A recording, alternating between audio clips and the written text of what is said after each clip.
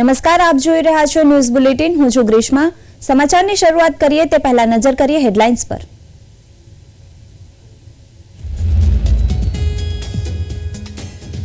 સાત ફેબ્રુઆરી પછી રાજ્યમાં વધશે ઠંડીનું જોર. કચ્છ સૌરાષ્ટ્રમાં છૂટાછવાયા વરસાદની વકી.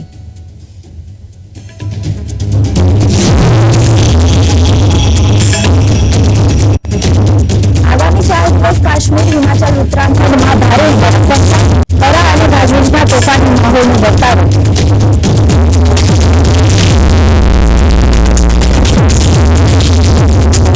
કેન્સરગ્રસ્ત લોકોની સારવાર માટે સરકારે કરી વિશેષ વ્યવસ્થા. પ્રોટોન બીમ થેરાપી હવે ગુજરાતમાં થશે.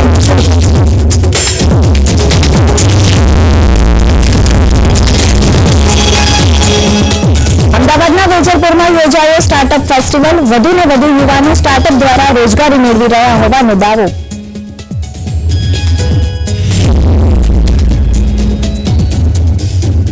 આજે વિશ્વ કેન્સર દિવસ. પુરુષોમાં મોઢાનું કેન્સર તો મહિલાઓમાં બ્રેસ્ટ અને સર્વાઇકલ કેન્સરમાં વધારો.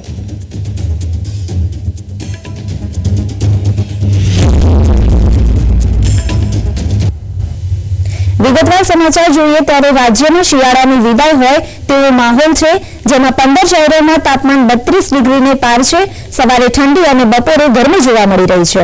મોટાભાગના શહેરોમાં લઘુત્તમ તાપમાન 16 ડિગ્રીને પાર થયું છે, ત્યારે ગાંધીનગરમાં 14 ડિગ્રી, નલિયામાં 15 ડિગ્રી તથા અમદાવાદ, ડીસા, વડોદરા, અમરેલીમાં 16 ડિગ્રી તાપમાન છે. હવામાન વિભાગની આગાહી અનુસાર રાજ્યમાં ગરમીનો અનુભવ થાય તેવી શક્યતા છે.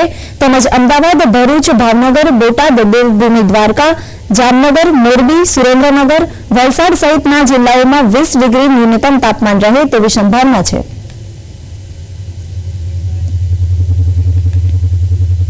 રાષ્ટ્રીય રાજધાની દિલ્હીના વાતાવરણમાં અચાનક પલટો જોવા મળ્યો. રવિવારે સવારથી જ શહેરમાં હળવો વરસાદ પડી રહ્યો છે. મધ્યમ વરસાદને કારણે તાપમાન 14 ડિગ્રી સેલ્સિયસ નોંધાયું હતું. હવામાન વિભાગના જણાવ્યા અનુસાર સફદરગંજમાં 0.8 મિલીમીટર, પાલમમાં 0.6 મિલી અને લોધી રોડમાં 0.5 મિલી વરસાદ નોંધાયો હતો. વરસાદને કારણે શહેરીજનોને ઠંડી અને પ્રદૂષણમાંથી થોડી રાહત મળી છે. હિમાલયના પહાડોમાં હિમાચલ પ્રદેશથી લઈને કાશ્મીર સુધી બરફવર્ષા થઈ રહી છે. હિમવર્ષાથી કાશ્મીરના ભાગો ગુલમર્ગમાં -0.6 ડિગ્રી સેલ્સિયસ તાપમાન નોંધાયું હતું. હવામાન ખાતાના જણાવ્યા અનુસાર શ્રીનગર શહેર સહિત કાશ્મીરના કેટલાક ભાગોમાં હિમવર્ષા નોંધાઈ હતી. આ દરમિયાન હવામાન ખાતાએ આગામી 48 કલાકમાં ખીણમાં મધ્યમથી ભારે હિમવર્ષા થવાની આગાહી પણ કરી છે. અધિકારીએ જણાવ્યું હતું કે કાશ્મીરના ઊંચા વિસ્તારોમાં વહેલી સવારે ભારે બરફ પડ્યો હતો. દિવસ દરમિયાન ખીણના મેદાનોમાં પણ હિમવર્ષા નોંધાઈ હતી. હવામાન ખાતાએ જણાવ્યું હતું કે કાશ્મીરમાં મોટાભાગના સ્થળોએ દિવસનું તાપમાન 0 થી 3 ડિગ્રી સેલ્સિયસ વચ્ચે રહેવાની શક્યતા છે. કાશ્મીરમાં શ્રીનગર શહેર સહિત કેટલાક ભાગોમાં તાજી હિમવર્ષા જોવા મળી હતી. હિમવર્ષાને પગલે ગુલમર્ગમાં -10.6 ડિગ્રી તાપમાન નોંધાયું હતું. હવામાન વિભાગે આગામી 48 કલાકમાં મધ્યમથી ભારે હિમવર્ષાની આગાહી કરી છે. હવામાન અધિકારીએ વાહન ચાલકોને લપસણા રસ્તાઓને ધ્યાનમાં રાખીને સાવચેતીપૂર્વક વાહન ચલાવવાની સલાહ આપવામાં આવી છે. कल शाम तक ये widespread light to moderate rain snowfall throughout J&K देगा. उसके साथ साथ चूंकि क्लाउडी रहेगा तो जो आज सुबह या कल सुबह ज्यादा टेम्परेचर में नाइट टेम्परेचर में डिप हुआ था वो नहीं होगा. तो टेम्परेचर्स अबव 0 ही रहेंगे एक्सेप्ट गुलमर्ग एंड पहलगाम.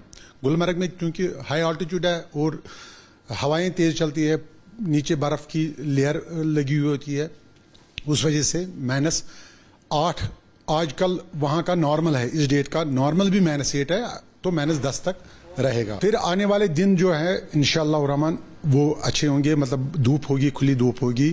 खासतौर पर 5 और 12 के बीच में 100% ड्राई और धूप होगी, जबकि 5 को थोड़ा सा क्लाउडीनेस किसी किसी जगह देखने को मिली, लेकिन 100% ड्राई ही मिलेगा 12 तारीख. જમ્મુ અને કાશ્મીર, ઉત્તરાખંડ અને હિમાચલ પ્રદેશના વિસ્તારોમાં ભારે હિમવર્ષાની શરૂઆત થઈ છે. તેને લઈ આ વિસ્તારોમાં મોટી સંખ્યામાં પ્રવાસીઓ બરફની મજા માણી રહ્યા છે. આવો જોઈએ આ અહેવાલ. ભારતીય કોસ્ટ ગાર્ડે આ સપ્તાહની શરૂઆતમાં સમગ્ર દેશમાં તેના વિવિધ કેન્દ્રો પર તેનો 48મો રાઇઝિંગ ડે એટલે કે સ્થાપના દિવસની આજે વિશ્વ કેન્સર દિવસ છે, ત્યારે કેન્સર જાગૃતિ માટે ગુરુગ્રામથી અમૃતસર સુધી રાઇડ ફોર કેન્સર બાઇક રેલીનું આયોજન કરવામાં આવ્યું. આ રેલીનો હેતુ કેન્સર વિશે જાગૃતિ લાવવાનો છે. હરિયાણાના ગુરુગ્રામમાં ફોર્ટિસ મેમોરિયલ રિસર્ચ ઇન્સ્ટિટ્યૂટથી શરૂ થયેલી આ રેલી 600 કિલોમીટરનું અંતર કાપીને પંજાબના અમૃતસર પહોંચી હતી.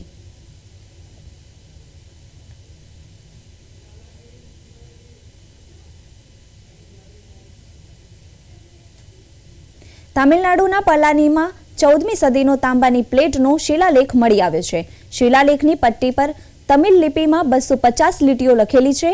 તેનું વજન 3 કિલો, ઊંચાઈ 49 સેમી અને પહોળાઈ 30 સેન્ટીમીટર છે. પુરાતત્વવિદ નારાયણ મૂર્તિનું કહેવું છે કે આ શિલાલેખ એક દસ્તાવેજ છે, જેના પર આયરા વૈશ્ય સમુદાયના 518 લોકોએ હસ્તાક્ષર કર્યા છે. શિલાલેખમાં ભગવાન ગણેશ, ભગવાન પેરિયાનાઇકી અને ઓઇલ પ્રેસની કોતરણી છે, જે સમુદાયના વેપારનું પ્રતીક છે.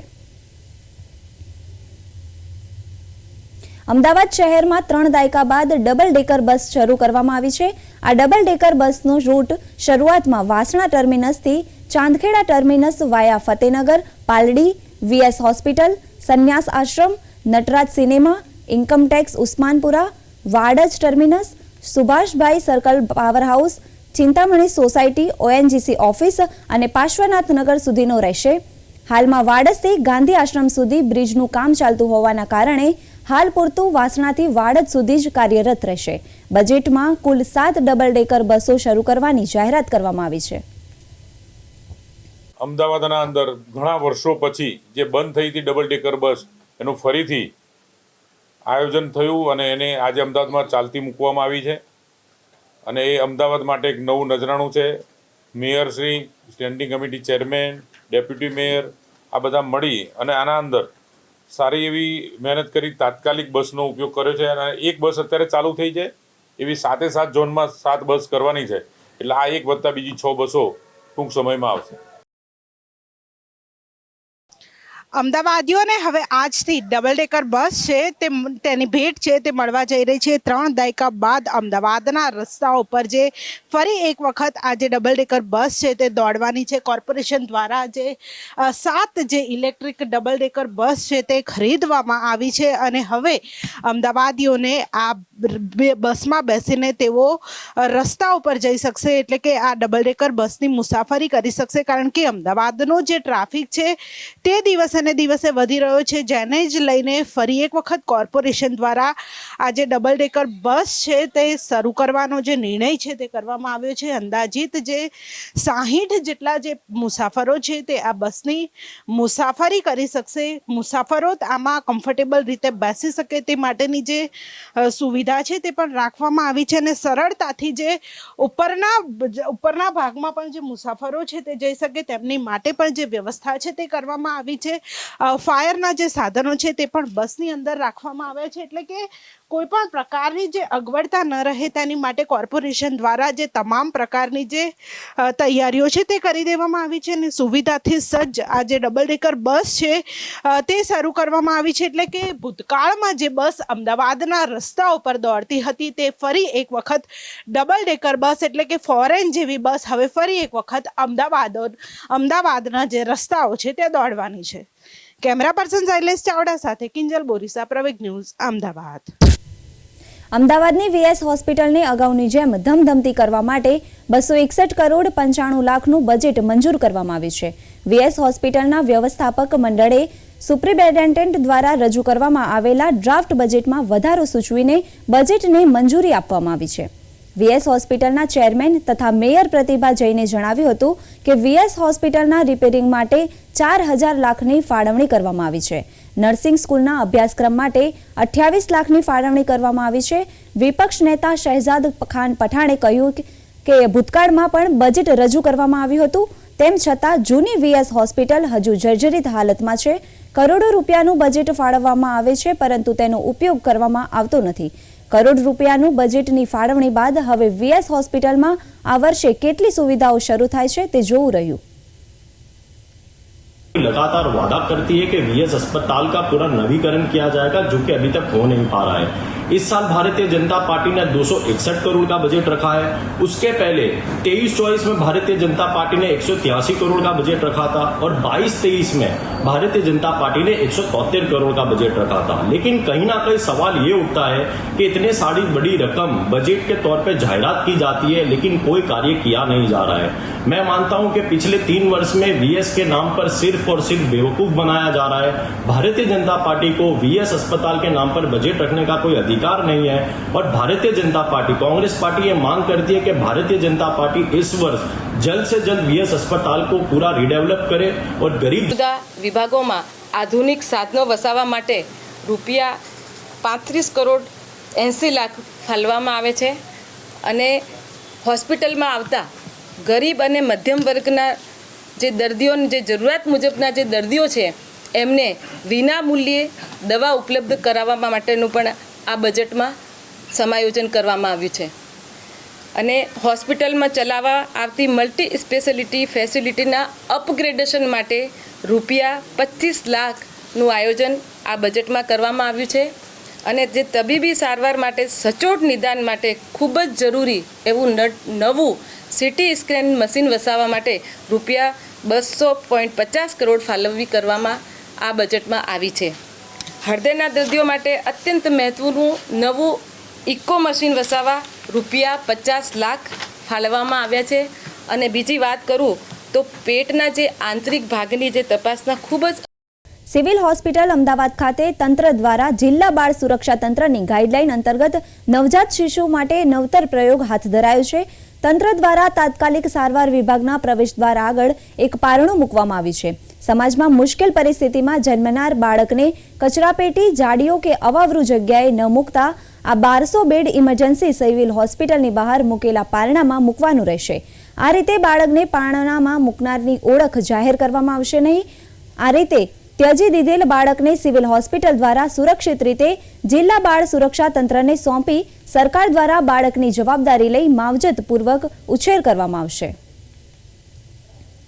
અમે એવા બાળકો રિસીવ કર્યા છે કે જેને એના મા બાપ કે કોઈ પણ એના કુટુંબિક એ બાળકને ફેંકી દે છે।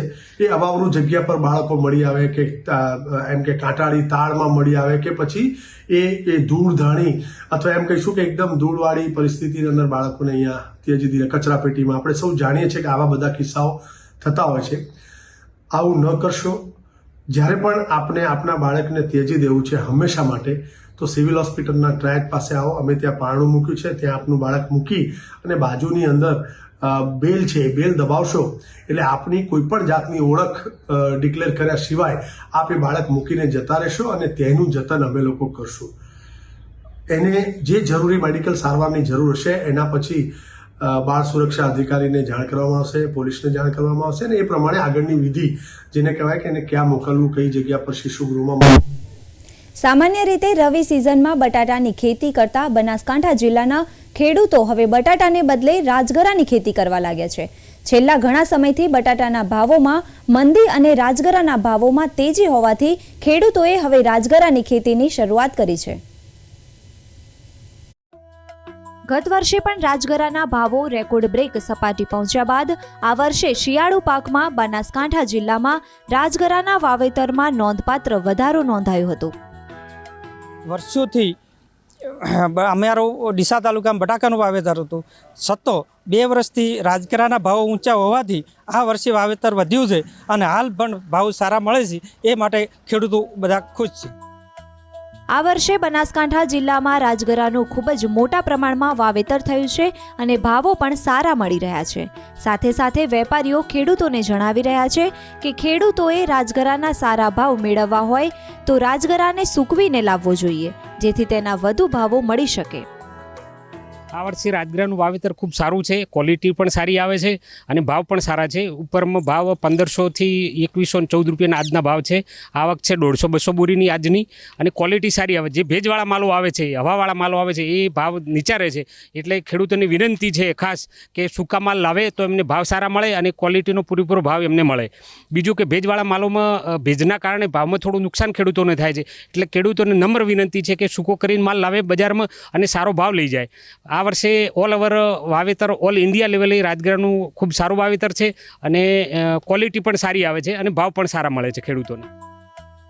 નવા રાજગરાની આવક શરૂ થઈ ગયા બાદ પણ રાજગરાના ભાવો ગત વર્ષની સરખામણીએ ઊંચા છે અને ઊંચા ભાવો મળવાના લીધે જ બનાસકાંઠા જિલ્લામાં રાજગરાનું વાવેતર વધ્યું છે.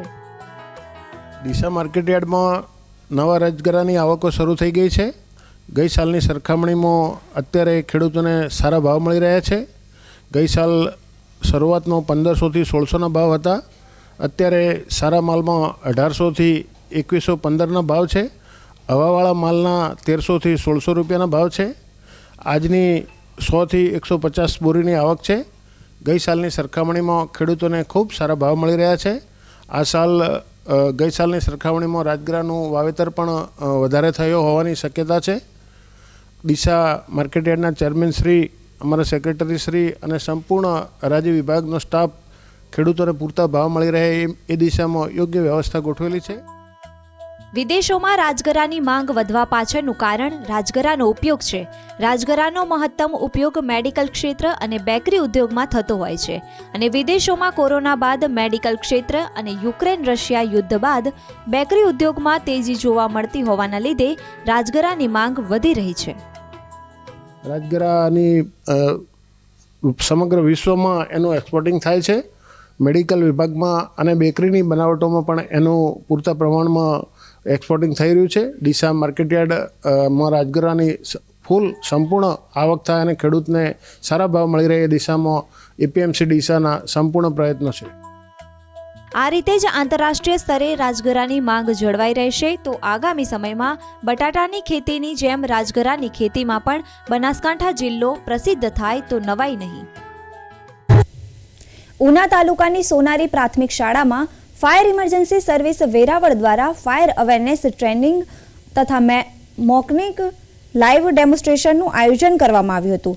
આ ડેમોન્સ્ટ્રેશનમાં શાળાના આશરે 467 જેટલા વિદ્યાર્થીઓ તેમજ શાળાના સ્ટાફ દ્વારા ઉત્સાહભેર ભાગ લેવામાં આવ્યો હતો. ફાયર વિભાગના કર્મચારીઓ જીતેન્દ્રસિંહ ગોહિલ, નરેન્દ્રસિંહ આછડિયા, જીતેશ ભરવાડા, ભાવેશ ચાવડા તથા ઉના ફાયર વિભાગની ટીમ દ્વારા બાળકોને નાની નાની ફાયરને લગતી બાબતોની ઊંડાણપૂર્વક સમજણ આપવામાં આવી હતી. કાર્યક્રમના અંતે બધા જ ફાયર ઇન્સ્ટ્રુમેન્ટની પ્રેક્ટિકલી સમજણ આપવામાં આવી હતી. ટેલિકોમ વુમેન વેલફેર ઓર્ગેનાઇઝેશન મહિલા સશક્તિકરણ માટે કામ કરતી સંસ્થાએ સેટેલાઇટના P&T ઓફિસર્સ કોલોની ખાતે ઉત્કર્ષ મેળાનું આયોજન કર્યું હતું, જેમાં વિઝિટર્સે 50 જેટલા શોપિંગ, ફૂડ, એન્ટરટેનમેન્ટ સહિતના સ્ટોલની મુલાકાત લીધી હતી. આ કાર્યક્રમમાં નવી દિલ્હીના BSNLના CMD PK પુરવાર, મંજીરી પુરવાર, Sandeep Savarkar, president TWCO BSNL ગુજરાતના ડોક્ટર અર્ચના સાવરકર, પ્રેસિડેન્ટ TWO सहितना लोगों हाजिर रहा था. भारत सरकार के और माननीय प्रधानमंत्री जी के जो विजन था देश में आत्मनिर्भर टेक्नोलॉजी के विकास करने के लिए BSNL ने 4G टेक्नोलॉजी का अपने कंसोर्शियम के साथ मिलकर उसका डिप्लॉयमेंट शुरू किया है. इसके द्वारा ऑलरेडी 3500 से ज़्यादा ई-नोट भी लगाए जा चुके हैं और अगले एक साल के अंदर 1 लाख नए ई-नोट भी लगाए जाएंगे. ये टेक्नोलॉजी भारत में विकसित, भारत में डेवलप्ड, भारत में निर्मित टेक्नोलॉजी है, जिससे कि भारत अब 5वां कंट्री विश्व में बन गया है जिसकी अपनी 4G टेक्नोलॉजी है. साथ ही साथ ये इक्विपमेंट न केवल 4G सर्विसेज देगा बल्कि इसको सॉफ्टवेयर के द्वारा 5G में भी अपग्रेड किया. गुजरात में करीब 6000 BTS लगेंगे. उसके अलावा जो भारत सरकार का जो डिजिटल इंक्लूजन का जो 4G सैचुरेशन का एक प्रोजेक्ट है, जिसमें कि किसी भी अन्य ऑपरेटर का नेटवर्क नहीं आता है, वहाँ पर 4G लगाने का काम जो BSNL को दिया गया है, उसमें करीब 650 BTS गुजरात में लगेंगे. इसके अलावा जो 4G BTS लगाने की मैं बात कहूँ, नई टेक्नोलॉजी जो है, जो भारत में बनी हुई टेक्नोलॉजी है, उसमें हमने एक टेस्ट BTS कल सूरत में शुरू कर दिया है, जिसमें हमारी स्पीड करीब 50 Mbps की आ रही है और धीरे धीरे हम इसी को आगे बढ़ा करके अगले 6 महीने में जैसे जैसे इक्विपमेंट आता है तब तक गुजरात के सभी BTS। શિક્ષણ શાસ્ત્રી મિનલ દેસાઈની ડેબ્યુ બુક રીસ્કૂલનું શિક્ષણવિદો અને પુસ્તક પ્રેમીઓની હાજરીમાં અમદાવાદમાં લોન્ચિંગ થયું હતું. સ્કૂલમાં ભાર વગરનું ભણતર અંગે ખાસ વાત કરવામાં આવી હતી. વિકસતા અને બદલાતા સમાજ સાથે ભણતર પણ બદલાવવું જોઈએ તે અંગે વાત કરવામાં આવી હતી. ઉપરાંત સ્કૂલોનો ભાર અને આપઘાત અને ભય દૂર કરવા સ્કૂલો કેવી હોવી જોઈએ તે અંગે પણ સમજ પૂરી પાડવામાં આવી હતી. બુકનું નામ છે રીસ્કૂલ. બુક છે સ્કૂલ્સ વિશે. આજના જમાનામાં જ્યાં બાળકો અવરનવર સ્યુસાઇડ કરે છે, જ્યાં સ્કૂલોનો ભાર એટલો બધો થઈ ગયો છે કે બાળકને ભણવા જતાં ડર લાગે છે. આપણે ભાર વિનાના ભણતરની વાતો કરીએ છીએ, પણ સ્કૂલોમાં એવું ભાર વિનાનું ભણતર હોતું નથી. બાળક લિટરલી ભય સાથે ભણે છે. તો એવા જમાનામાં સ્કૂલ્સ કેવી હોવી જોઈએ અને કેમ એવી હોવી જોઈએ, એટલે આ આખી ચોપડીમાં there are a lot of examples. અને આમાંથી કોઈ જ વાર્તા નથી. આ એવી વસ્તુઓ છે કે જે અમારી સ્કૂલ્સમાં થઈ રહી છે, કે જે રોજબરોજ તમે ટીચર્સ જોડે કઈ રીતે કામ કરો છો, તમે બાળકો જોડે કઈ રીતે કામ કરો છો, એના એક્ઝામ્પલ્સ છે, જેથી કરીને તમે બાળકોને સારું ભણતર આપી શકો અને તે પણ એ પોતે ભણવા ઈચ્છે એવી રીતે આપી શકો. એટલે રીસ્કૂલનો ઉદ્દેશ એક જ છે કે આપણે સમાજ બદલાય છે એની જોડે આપણે આપણી સ્કૂલ્સ પણ બદલાવી જોઈએ. પણ એ કઈ રીતે બદલાવી જોઈએ? આજે રીલ્સ અને શોર્ટ્સ જોતા છોકરાઓ છે એ લોકોને ચોપડીઓ ગમતી જ નથી. એ લોકોને ટેક્સ્ટવાળી ચોપડી તમને આપો તો દે આર નોટ ઇન્ટરેસ્ટેડ. તો એમનું ઇન્ટરેસ્ટ સાચવવા માટે સ્કૂલોએ શું કરવું જોઈએ? આપણે બાળક પાસેથી બહુ બધી અપેક્ષા રાખીએ છીએ, but what are the school suppose to do? So that is what રીસ્કૂલ ઇઝ ઓલ અબાઉટ. અયોધ્યાના રામ મંદિરમાં શ્રદ્ધાળુઓ ઝડપથી દર્શન કરી શકે તે માટે રામ મંદિર ટ્રસ્ટે ખાસ ફાસ્ટ ટ્રેક લેન શરૂ કરી છે. આ પહેલથી રામ ભક્તો તેમના સમયની 25 મિનિટ સુધીની બચત કરી શકે છે. તમને જણાવી દઈએ કે પ્રાણ પ્રતિષ્ઠા બાદ રામલલાના દર્શન કરવા માટે શ્રદ્ધાળુઓ મોટી સંખ્યામાં અયોધ્યા પહોંચી રહ્યા છે. तीर्थयात्रियों की सुविधा को देखते हुए फास्ट टैग लगा दिया है, जिसमें यदि व्यक्ति भी जो है तो मोबाइल और चाबी इत्यादि नहीं लिया हुआ है तो वह बहुत जल्दी जो है अंदर जा करके दर्शन करके वापस चले आएगा. यह बहुत अच्छा है क्योंकि श्रद्धालुओं की संख्या दिनों दिन बढ़ती जा रही है और लोगों को सुविधा से जो है दर्शन हो, ठीक से सुलभ हो, तो ये बहुत अच्छा जो है ट्रस्ट ने किया है. बहुत ही अच्छी सुविधा है और इससे निश्चित ही समय बचेगा और हम इस क्षण के लिए बहुत भावुक हैं कि हमें 20-25 मिनट बचेंगे और उससे हम अयोध्या के बहुत से मंदिरों का दर्शन कर सकेंगे. सीनियर सिटीजन के लिए और अच्छा है. हम लोगों को कुछ नहीं, हम लोगों को तो दर्शन हो जाए. बिना चप्पल के या बिना सामान के हैं उनको फास्ट ट्रैक लाइन भी दी गई है कि उनको PFC न जाना पड़े और अगर किसी को लगता है 20-25 मिनट एक्स्ट्रा बचाना चाहता है और जल्दी गए हैं तो वो इस तरह की व्यवस्थाओं के लिए एक अतिरिक्त लाइन बनाई हुई है जो सीधे DFMD से होते हुए जहाँ पे चेकिंग पॉइंट है वहाँ से जा सकते हैं. पहले जैसे बहुत भीड़ भाड़ रहती थी, बहुत धक्का मुक्की करके लोग निकलते थे. अभी ये जो भी अरेंजमेंट हो गया फास्ट टैग का, तो उसकी वजह से हमारे काफ़ी टाइम सेव हो रहे हैं. तो बहुत ही. તો હાલ બુલેટિનમાં બસ આટલું જ. નમસ્કાર.